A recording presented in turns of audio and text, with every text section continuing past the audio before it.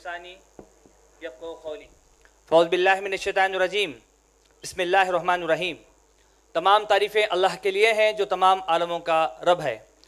मैं आप सभी हाज़रीन को इस्लामिक तरीक़े से इस्तक़बाल करता हूँ। अस्सलामु अलैकुम वरहमतुल्लाहि वबरकातुहू। मैं बेहद शुक्रगुज़ार हूँ इन सारे अतिब्बा का जो इस कॉन्फ्रेंस को कामयाब बनाने में मसरूफ़ हैं, और मैं ख़ास शुक्रगुज़ार हूँ डॉक्टर शकीब साहब का जिन्होंने इस कॉन्फ्रेंस में मदऊ किया ताकि कुछ बातें, कुछ एक्सपीरियंस मैं आपके सामने प्रेजेंट कर सकूं। और मैं यहाँ पर जो प्रेजेंटेशन दे रहा हूँ, मेरे सामने काफ़ी मेरे असातिज़ा इकराम भी हैं, मेरे दोस्त भी हैं, मेरे सीनियर भी हैं, मेरे जूनियर भी हैं। मैं सारे लोगों का जो है शुक्रगुज़ार करता हूँ कि जो है आप यहाँ पर तशरीफ़ लाए। आज मैं कुछ बातें इंशाअल्लाह आपके सामने जो है प्रेजेंट करना चाहता हूँ। मैं डॉक्टर यासर अरफात MD के साथ साथ दूसरे में काफ़ी क्वालिफ़िकेशंस मैंने किए हैं। मैं इस वजह से कह रहा हूँ कि इलाज भी तदबीर जो है दूसरे नामों से बहुत ज़्यादा फेमस है बाहर, जिसको हमें समझना ज़रूरी है। आज जो मेरा जो मेन टॉपिक है वो है the role of regimenal therapies in the management of pain in orthoneurological disorder. भाई जो हमारे रेजिमिनल थेरेपी इलाज भी तदबीर के ज़रिए से हम पेन को कैसा कम कर सकते हैं, ये हमारा एक असल जो है मौजू है जिस पर इंशाल्लाह बात करूँगा। क्योंकि इलाज भी तदबीर का जहाँ तक मसला होता है, अगर इसको समझना है तो थोड़ी सी बैक हिस्ट्री यूनानी की जो है जानना ज़रूरी है, जो कि मैं यहाँ पर आपको फिर से थोड़ा सा मैं तारीख़ से लेके जाता हूँ कि हिस्ट्री ऑफ यूनानी से ये है कि भाई ग्रीस, यूनान किसको कहते हैं? ग्रीस मेडिसिन्स कहते हैं, ग्रीक मेडिसिन्स कहते हैं। फिर ये चलते हुए अरब आया, और फिर अरब से फ़ारस से होते हुए इंडिया आया। तो वहाँ पर जो ट्रेडिशनल ट्रीटमेंट्स ऑलरेडी जो थे वो भी इससे जो है वो मिक्स हो गए।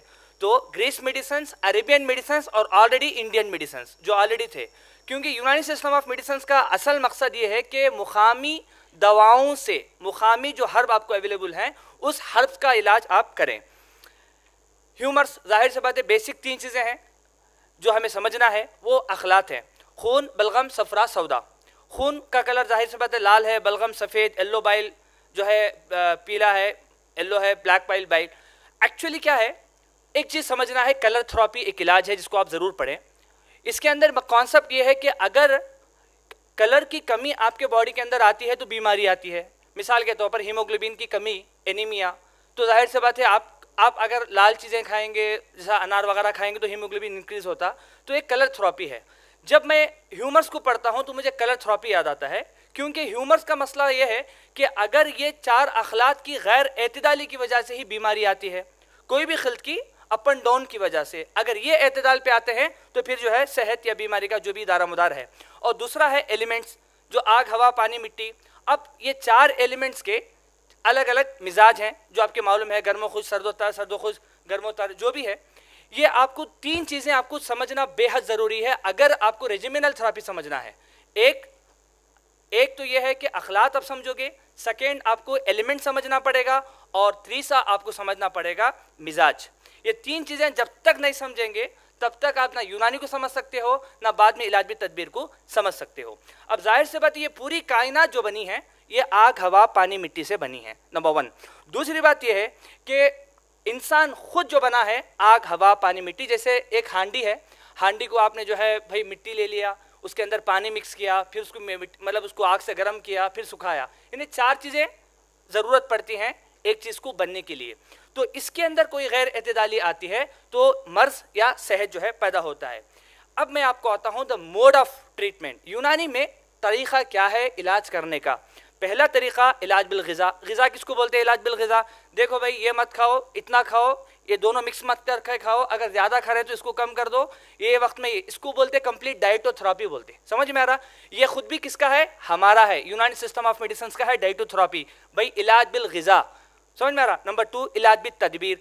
तदबीर किसको बोलते हैं? जब एलोपैथिक डॉक्टर को पैरास्टामॉल देने के बाद बुखार कम भी नहीं होता तो डॉक्टर को फ़ोन करके पूछते हैं डॉक्टर साहब क्या करना बोल के, तब उन्होंने क्या बोलते हैं? देखो भाई, थोड़ा पानी में जो है थोड़ा कपड़ा भिगा के सर के ऊपर रखो ताकि बुखार कम हो जाता। यह है इलाज भी तदबीर। यानी बुखार का जो मिजाज है वो गर्म और खुश्क है, और पानी का जो मिजाज है वो सर्दो तर है। तो हमारे कॉन्सेप्ट के मुताबिक गर्म और खुश्क, सर्दो तर मिलके बीमारी ठीक होती है। तो इलाज तदबीर मतलब उनके इल्म के बगैर भी वो फॉलो कर रहे हैं। तो इलाज भी तदबीर सारी चीज़ें हैं जो मैं आगे बोलूँगा। इसके अंदर बहुत सी चीज़ें आती हैं तदबीर के ज़रिए से। उसके बाद जो आता है इलाज भी दवा, कब दवा बाद में तीसरा टाइप है इलाज भी दवा, दवा के ज़रिए से। और यूनानी हकीम सबसे अच्छा उसको माना जाता है जो मुफर्रद दवाएं इस्तेमाल करे। मुरक्कब तो बिजनेस के लिए बहुत अच्छा है, पैसे कमाने के लिए, मगर मुफर्रद दवाओं से जो इलाज करता है इसको बेस्ट हकीम माना जाता है, जिसमें जितने कम जो है अदविया शामिल हो। और दवा ये सारे जो है इलाज दवा के अंदर है। उसके बाद इलाज बिल सर्जरी, इलाज बिल सर्जरी अगर आप देखा जाए, अल-ज़हरवी साहब जो हैं 1000 साल के पहले तकरीबन 200 इंस्ट्रूमेंट जो है सर्जरी के उन्होंने ईजाद की, उन्होंने मालूमात किए। तो 1000 साल के पहले तो फादर ऑफ सर्जरी कौन हुए? ये जो है अल-ज़हरवी साहब। ये कौन थे? यही ये बेसिक ऑफ यूनानी जो है डॉक्टर्स थे। अब मैं वापस आपको आता हूं अब मेरा प्रेजेंटेशन का टॉपिक फिर से एक मरतबा पढ़े, role of regimenal therapies in the management of pain. Okay, अब आर्थोन्यूरोलॉजिकल डिसऑर्डर के बारे में मैं आपको बताने वाला हूं। अब रेजिमिनल थेरेपी करता क्या है, यह चीज समझना जरूरी है। रेजिमिनल थेरेपीज स्पेशल टेक्निक्स, चाहे physical methods of treatment to improve the constitution of body, किसको इंप्रूव कर रहा है? बॉडी को। क्यों? To remove waste material, to remove waste material and improve the defensive mechanism of the body. Basic concept है साहब, removing the waste material. ज्यादा अगर हो रहा तो उसको खारिज करो और अपनी बॉडी का डिफेंसिव मैकेनिज्म को बढ़ाओ, ताकि आपकी क़ुव्वत मनात अच्छी रहती, तो आपको इन्फेक्शन अटैक ही नहीं करता।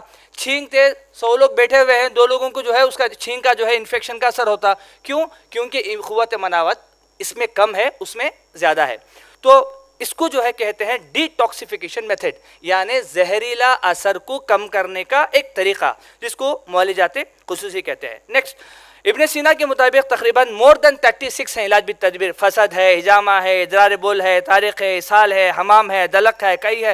ये सारी चीज़ें जो है मोर देन 36 हैं जो है इलाज बिल तदबीर, मगर ये इब्न सीना के मुताबिक हैं। मगर इससे भी हट के तकरीबन मोर देन 100 थेरेपीज हैं, जो अगर आप यूनानी का चश्मा पहन के ब्रॉड माइंड से देखेंगे तो हर चीज हमारी नजर आएगी। हाइड्रोथेरेपी हमारा है, मड थेरेपी हमारा है, कलर थेरेपी हमारा है, एक्यूप्रेशर हमारा है, हको सब हमारा है, सब यूनानी है। बट उसको देखने का विजन अगर आपको बदल जाएगा, व्हाट इज इलाज बिल तदबीर, आपको बाद में समझ में आएगा कि हमारी यूनानी मेडिसिन के अंदर वाकई कितने थेरेपीज मौजूद हैं। इसके बाद रेजिमिनल थेरेपीज पेन में आपको कैसा काम करता है, मैं आपको एक समझाता हूँ। इसमें से आपको 5-6 चीजें मैंने ली है पेन को कम करने के लिए। रेजिमिनल थेरेपीज में cupping, dry cupping, wet cupping ले सकते हैं, मसाज ले सकते हैं, फसद ले सकते हैं, वर्जिश ले सकते हैं, नुतूल ले सकते हैं, फर्मेंटेशन ले सकते हैं। इसमें होता क्या है, ये सारी चीज़ों में क्या होता है, पेन कम होता है। कैसे होता है? फिर एक मरतबा aim and objective of regimenal therapies में आप आ रहा हूँ।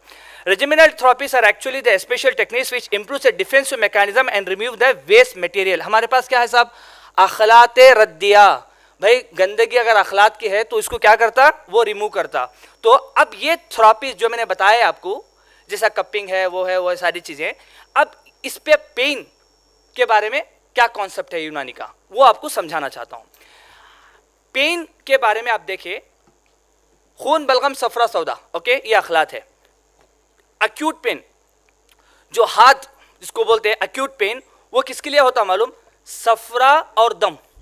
सफरा और दम की गैर एतदाली की वजह से पैदा होने वाला दर्द, यह शिद्दत का दर्द होता है, जिसको एक्यूट पेन कहते हैं। समझ में आया? नंबर 1।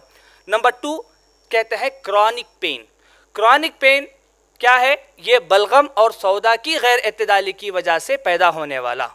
तो कभी भी जो क्रॉनिक पेन होगा जिसके अंदर बलगम और सौदा की गैर एतदाली रहेगी। अब एज पर द गैलन, जालिनूस साहब जो है बोले हैं, क्या अगर पेन अगर होना है तो कहीं ना कहीं आपको इंजुरी जरूरी है। टिश्यू जब तक जो है डैमेज नहीं होते तब तक क्या नहीं होता, दर्द नहीं होता। एज पर द जालिनूस जो है injury only cause the pain. समझ में आया? दूसरी बात, शेख बूल सीना के मुताबिक क्या है, change in the temperament of organ. अगर कोई भी ऑर्गन का मिजाज के अंदर गैर एतदाली पैदा होती है, चाहे उसके अंदर इंजुरी हो, टिश्यू डैमेज हो या ना हो, तो वहां पर क्या होता है, पेन होता है। कई पेशेंट्स हमारे पास आते हैं, डॉक्टर साहब पेट में दुखता है, इंजुरी थोड़ी ना हुई, मार थोड़ी ना पड़ा, वहां पर क्या हुआ, ज्यादा खाने की वजह से क्या हो गया, वहां पर क्या जो मिजाज है उसकी गैर एतदाली हो गई। तो टेम्परमेंट, मिजाज को समझना ज़रूरी है, अखलाक को समझना ज़रूरी है, तब जाके हम आपको जो है एक्चुअल प्रॉब्लम समझ सकते हैं।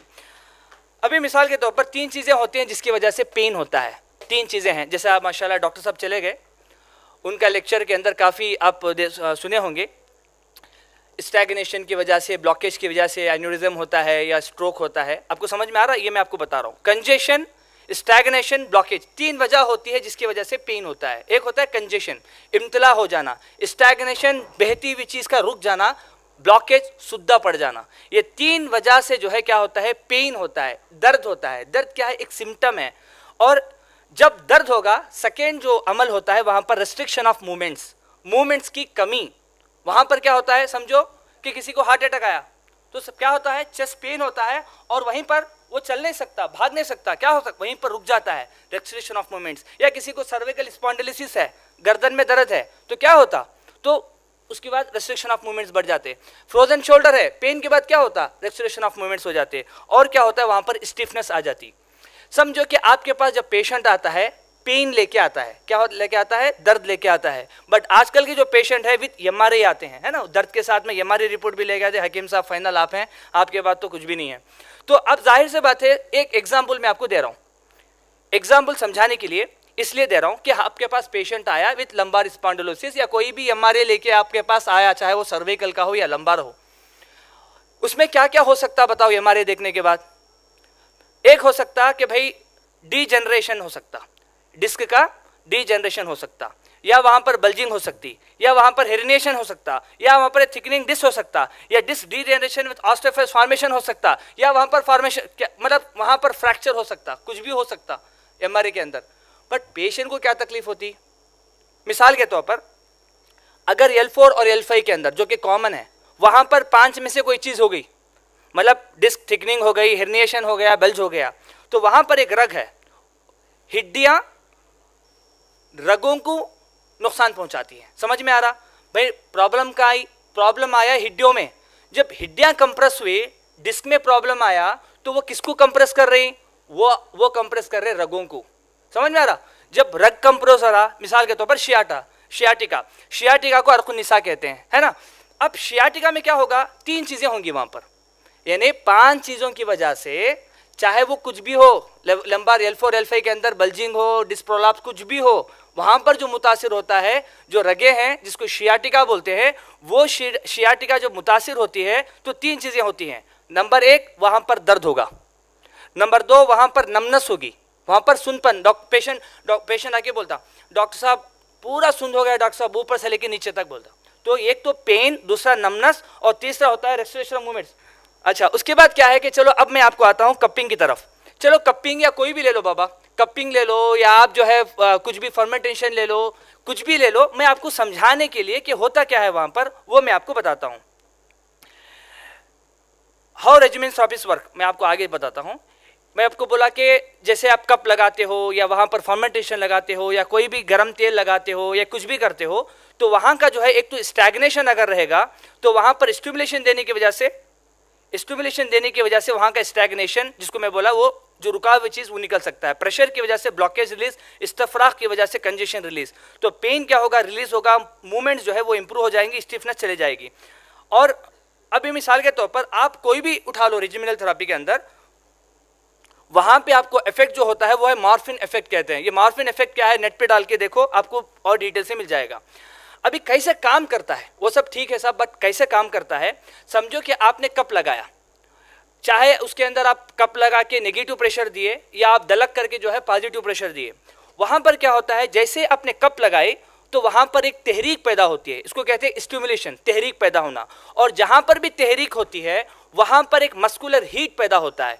टैट देखिए, ओके, स्टिमुलेशन, एक तो आपको जो है नेगेटिव प्रेशर लिया और वहां पर जो है स्टिमुलेशन हुआ, और वहां पर मस्कुलर हीट पैदा हुआ, और जहां पर भी हीट पैदा होगा वहां पर एंटी इंफ्लेमेटरी इफेक्ट्स होंगे, और वहां का जो मवाद है वो तहलील होगा। और जैसे ही मवाद जो है जमा है, जो तहलील होगा, जो मवाद फासिदा, तो वहां का पेन भी रिलीफ होगा और मूवमेंट इंक्रीज होंगे। देखिए एलोपैथिक में क्या है, बेहतरीन दवा है, जैसे ही खाते हैं पेन कम हो जाता है, मगर मूवमेंट नहीं बढ़ते। हमारे यूनानी थेरेपी के अंदर क्या है, आप पेन भी रिलीफ करते हो और साथ ही साथ क्या है, उसके मूवमेंट्स भी बढ़ाते हो। अभी मैं आपको साइंटिफिक लेवल पे होता क्या है मैं आपको समझाता हूं। मोड ऑफ एक्शन, ये काम कैसे करता है, जब हम कपिंग करते हैं या हिजामा करते हैं या कोई भी करते हैं, एक्यूपेंचर करते हैं, पेशेंट को कैसा रिलीज होता है। ये कुछ चीजें साइंटिफिक हैं जिसको पेन गेट थियरी बोलते हैं। क्या बोलते हैं? Pain gate theory. Pain gate theory में क्या है, दिस थियरी, देखो मैं आपको समझा देता हूं कि एक जो है दिमाग को जो है एक चैनल के जरिए से मैसेज पहुंच रहा है कि यहाँ पर तकलीफ है और यहाँ से आपको दर्द का एहसास हो रहा है। तो जैसे ही आपने कप बिठाया तो आप वहाँ पर एक आर्टिफिशियल पेन जो है प्रोड्यूस करते हो, जो एक्चुअल जो पेन को इंटरफियर करके वो पेन को क्या बोलता है, क्लोज करने की वजह से दो पेन एक चैनल के थ्रू ब्रेन को नहीं जाते, जिसको कहते हैं पेन गेट थियरी। और उसके बाद ये जो स्लाइड्स है मैं यहाँ पर रख के जाऊँगा, जो लोग जो है इंटरेस्टेड हैं बाद में इसको लेके आप आराम से पढ़ लो, क्योंकि मेरे पास टाइम नहीं है, इस वजह से मैं आगे बढ़ रहा हूँ। और एक है prostaglandin theory. Prostaglandin are products of inflammation in our body and they transmit pain signals to the brain। भाई पेन तो हो रहा, बट पेन जो है जो महसूस करा रहा वो कौन है? वो प्रोस्टाग्लैंडिन है। प्रोस्टाग्लैंडिन की वजह से पेन का एहसास तुम्हारे दिमाग में हो रहा। तो अब जाहिर से बात है जब वेट कपिंग करते हैं पर्टिकुलरली एक एरिया में, by doing wet cupping therapy we take the product out from the body that kills the pain. वो क्या होता है, जैसे ही हम जो है वेट कपिंग करके खून को निकालते, गंदगी निकालते, उसमें बहुत सी चीज़ें हैं, गैसेस वगैरह, वो भी खारिज होते, गंदगी खारिज होती, तो उससे जो है पेन जो है कम हो जाता। इससे बढ़ के जो है endorphin and enkephalin production theory बोल के है। The natural components release our body and this components are called endogenous pleasure substance which reduce the pain. And इसमें क्या होता, जैसे हम मसाज वगैरह करते हैं, कोई भी एक बंदे को ला के मसाज करे तो क्या होता, मज़ा मिलता, भाई थोड़ा सा जो है बॉडी वगैरह पेन कम हो जाता, क्योंकि इसके अंदर क्या है, नेचुरली बॉडी के अंदर दो जो है हार्मोन जो है प्रोड्यूस होते हैं, ये एंडोर्फिन्स और एन्सिफिलिन। ये प्रोड्यूसन होने से जो है बॉडी के अंदर पेन जो है वो कम हो जाता। इसी तरह से इंक्रीज ब्लड सर्कुलेशन। देखो कोई भी बीमारी हो, चाहे वो स्ट्रोक हो, चाहे इस्केमिक हार्ट डिसीज हो, चाहे वो हाइड्रोनेफ्रोस, कोई भी एक बीमारी उठा लो आप जो कि ब्लड से रिलेटेड हो, स्ट्रोक ही ले लो, समझ में आ रहा, या जो इस्केमिक हार्ट डिसीज ले लो, प्रॉब्लम क्या है मालूम, या नेक्रोसिस ले लो, गैंग्रीन ले लो, प्रॉब्लम क्या आता है, खून का सर्कुलेशन कम होना। सबसे बड़ी प्रॉब्लम क्या है, खून वहां तक नहीं पहुंच रहा, या जितनी मकदार में खून वहां पर पहुंचना है नहीं पहुंच पा रहा। तो कपिंग के जरिए से या जो है दूसरे मसाज के जरिए से हम क्या कर रहे हैं, वहां पर जो है खून को पहुंचा रहे हैं। जाहिर सी बात है खून ही जो है ऑक्सीजन को कैरी करता है, जब खून को हम पहुंचाएंगे साथ ही साथ जो है ऑक्सीजन भी उस तक पहुंच जाता। इस्केमिक हार्ट डिसीज या स्ट्रोक क्यों होता है, एन्यूरिज्म क्यों होता है, वहां पर प्रॉब्लम है कि वहां पर खून नहीं पहुंच रहा और सही वक्त पे ऑक्सीजन नहीं पहुंच रहा। तो मेन मकसद कपिंग के जरिए से या दूसरे थेरेपीज के जरिए से वहां का सर्कुलेशन बढ़ाना। इससे हटके नाइट्रिक ऑक्साइड थियरी है।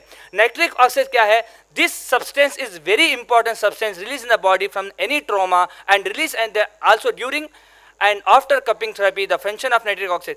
देखो सिर्फ जो है हम हिजामा करके खून नहीं आया तो रोते बैठते, मुझे फ़ोन करते, डॉक्टर यासर हमें हजामा करी डॉक्टर साहब, बट क्याबिश नहीं हुआ, खूनिश नहीं निकला उससे, और कितना छुपाना बोल के। तो पहले आप समझो कि हमारा मकसद खून निकालना नहीं होता हिजामा से। हिजामा एक थेरेपी होता है, उसके ज़रिए से अगर करेंगे ना तो बहुत से खून निकलेंगे, नहीं निकलेंगे, कम निकलेंगे, आपको रोने की ज़रूरत नहीं है, उसका फ़ायदा अपनी जगह पे होता। उसका जो है नाइट्रिक ऑक्साइड क्या है, एक एग्जाम्पल है, ये गैस है जो कि अंदर फॉर्म होती जब हिजामा करते, और जब ये फॉर्म होती तो इसका फ़ायदा क्या होता मालूम, वैसोडाइलेशन, क्योंकि खून के रगों के अंदर जो है वो वैसोडाइलेशन का काम करता और उसके बाद खून का जो है सर्कुलेशन उस जगह को बढ़ा देता। इसी तरह से मसल्स को जो है रिलैक्स करता, स्पाज़म को दूर करता और जो है स्ट्रोक वगैरह होने से बचाता। यानी स्ट्रोक होने के बाद हिजामा करने से बेहतर, वेट कपिंग करने से बेहतर अगर कोई पेशेंट जो है वेट कपिंग प्रिवेंशन में करें तो जाहिर से बात है उसको स्ट्रोक होने की इंशाल्लाह चांसेस ही कम होंगे अल्हम्दुलिल्लाह। और असल में मैं आपको एक चीज़ समझाना चाह रहा हूँ, मेरे टाइम खत्म हो गया, उन्होंने बोलने से पहले मैं चले जाता हूँ। एक्चुअली क्या है, मैं आपको 2 मिनट के साथ बताता हूँ। हमारे डॉक्टर साहब बहुत अच्छा प्रेजेंटेशन दिए है ना।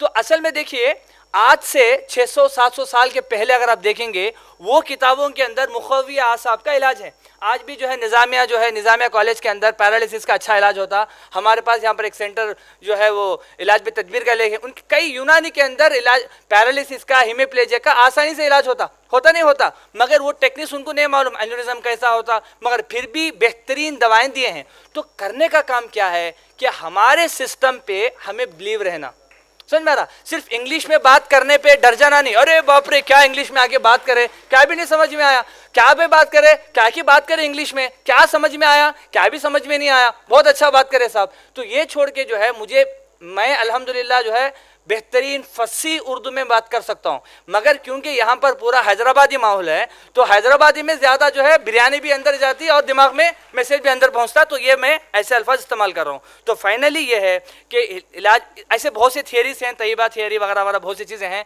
मकसद ये है कि हमारे रेजिमिनल थेरेपी के ज़रिए से हम जो है सिर्फ पेन को कम नहीं कर सकते बल्कि मूवमेंट्स को भी आप इंक्रीज कर सकते। ज़रूरत इस बात की है कि हम सिर्फ पास होने के लिए ना पढ़ें। ये जो अखलाक का कॉन्सेप्ट है, टेम्परमेंट का कॉन्सेप्ट है, ये जो मिजाज का जो है समझने के, मैं BMS पढ़ के MD पढ़ के दूसरे थेरेपिस्ट करने के बाद अब बात मुझे समझ में आ रही है अखलाक का जो है क्या रोल है इस बोल के। तो इंशाल्लाह आपको पढ़ने वक्त में आप उम्र तबिया को ज़्यादा कॉन्सेंट्रेशन दे के पढ़ें, इंशाअल्लाह ताला आगे जो है आपको रास्ते हमवार हो जाएंगी।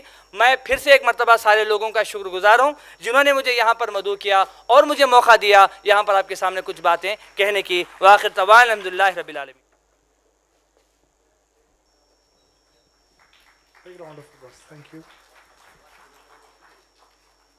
इंशाल्लाह सही बता। आप इधर पलटा के आइए, फिर मैम आगे इधर।